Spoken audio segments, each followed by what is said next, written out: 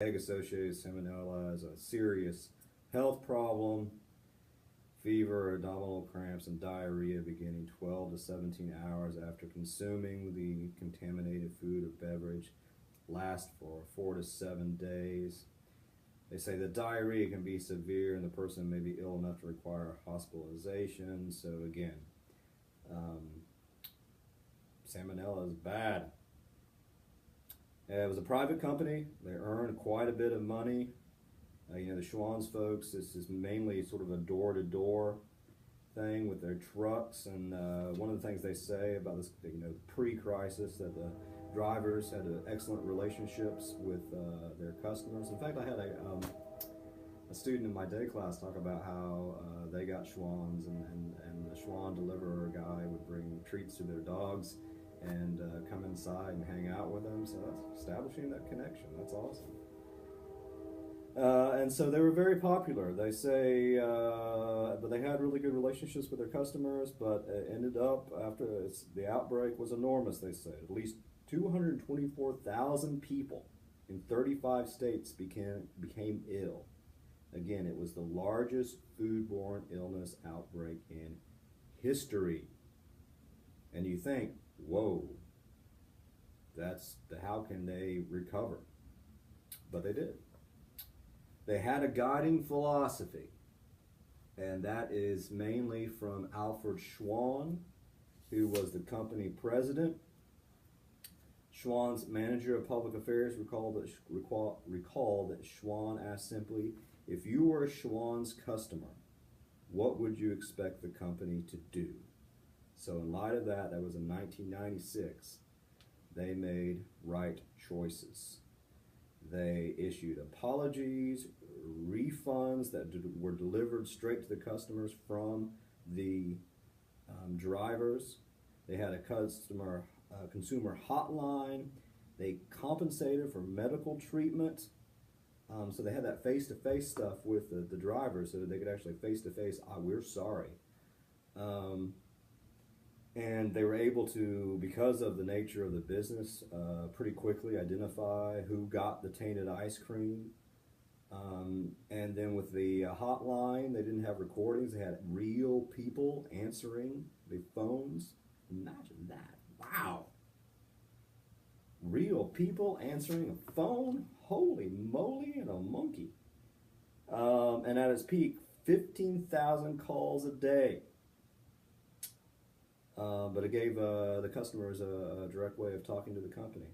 Also, they sent out a letter telling folks that, if they've had symptoms, they should go get tested, and that Schwann's would pay for it. So, yeah, they did well. And then learning from the crisis, they renewed themselves. They made the following changes. They built a new facility, allowing the company to repasteurize all products before final packaging, and they dedicated a fleet of sealed tanker trucks to transport its products. Although the changes were costly, Schwann's enacted them voluntarily, and they now have created new standards of safety in the food processing industry. So again, huge crisis, but they did very, very well because they communicated effectively to their customers, and they cared. They showed that they cared. Again, theme here. Sometimes this stuff is not rocket science. Show that you care about people, that people over profit, which might bring you more profit. So, classic case of effective crisis communication with the company's guiding philosophy and all that type of stuff. So they did very, very well. So I say here, even though the ice cream is cold, these folks were leadership hot. 9/11. The last case study of 9/11 was focusing on Mayor Giuliani. This is actually focused on Cantor Fitzgerald, which is a bond trading firm that operated on the top floors of the Tower 1 of the World Trade Center. And it talks, it's just horrific. So the context is horrible. It's very sad. It lost a greater percentage of its employees than any other company during the tragedy. Exactly 658 employees died in the attack, including CEO Howard Lutnick's only brother. So yeah, it's a horrible situation. But one of the things that I think is really interesting is pre-crisis, folks didn't like the CEO Howard Lutnick. They say that even though they were really successful, they were very, very competitive, had a reputation as a take no prisoners firm where profits came before everything else. That's not good. Had at times pushed the limits of financial regulations and come under the scrutiny of the SEC, or the Security and Exchange Commission, not the Southeastern Conference. That's different. CEO Lutnick, again, known as single-minded and even ruthless. But here's what happened. Howard transformed. He lost his brother. He shared his grief publicly. He had interviews and asked people in the business to help him rebuild. And he was dedicating things to everybody who passed away or died in the terrorist attack. And he talked about he wanted to stay in business for the sake of my 700 families. So instead of being all about profit over everything else, he transformed into being about people and about family. He created goodwill through that. He as public pledge to distribute 25% of the firm's profits over the next 10 years to the families, and committed to paying for 10 years of their health care. And they got everything back online within a week. And it was all about making sure that these families can go on. So post 9/11, they returned to profitability pretty quickly. They dedicated sort of their whole business to the families of the victims. They still have a memorial on their website, and they talk about how we lost family. They transformed the firm into all about profits and nothing else, to family, people, and therefore profits. So he had vision, he learned and transformed, he was renewed, and so was the company. So it was change leadership style, change in business philosophy that allowed them to do well and recover.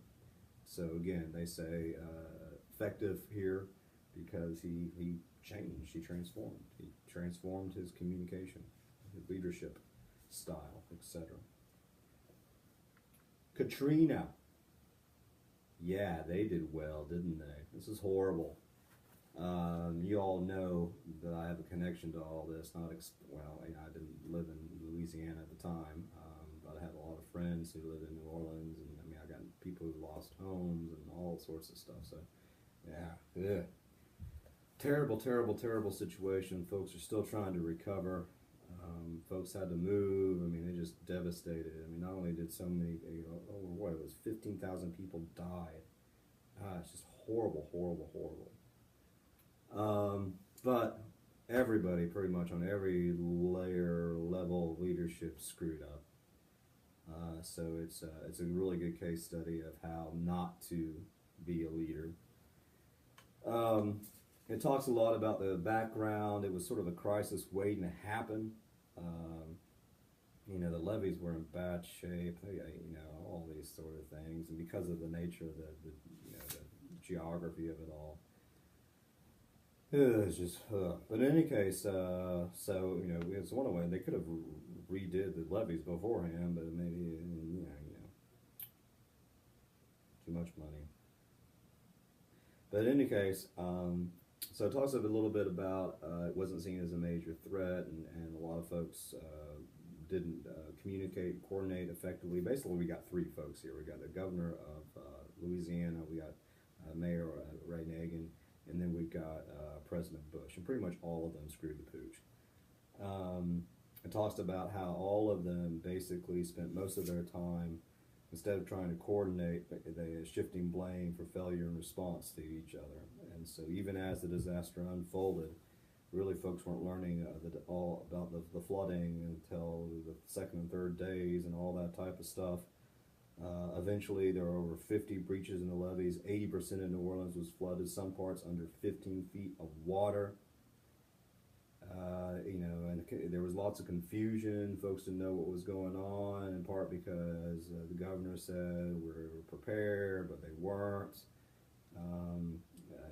The Bush administration didn't know what the hell was going on. He was vacationing at Texas at the time.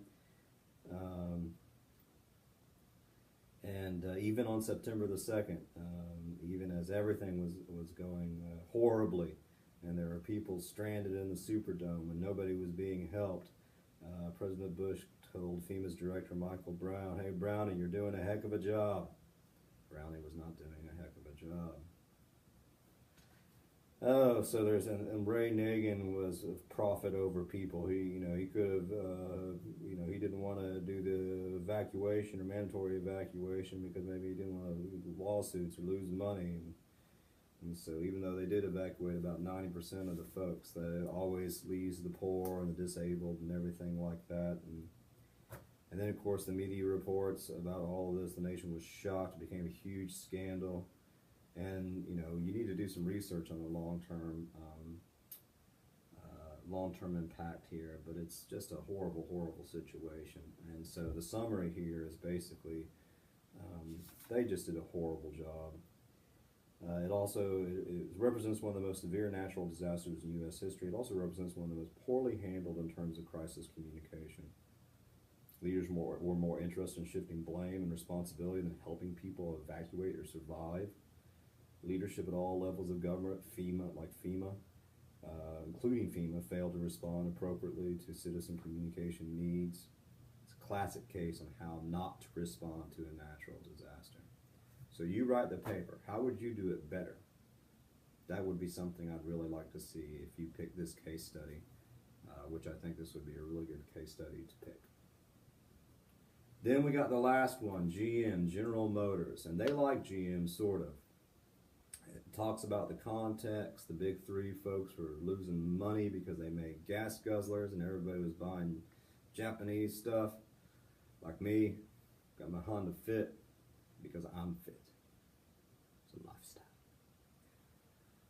They were in cahoots with big oil, but yeah, no. So basically they're losing tons of money. Nobody's buying this stuff. They went to go testify. This is 2008, and they didn't do very well.